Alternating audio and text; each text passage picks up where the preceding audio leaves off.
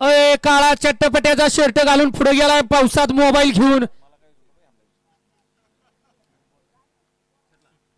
गाड्या सुटल्या.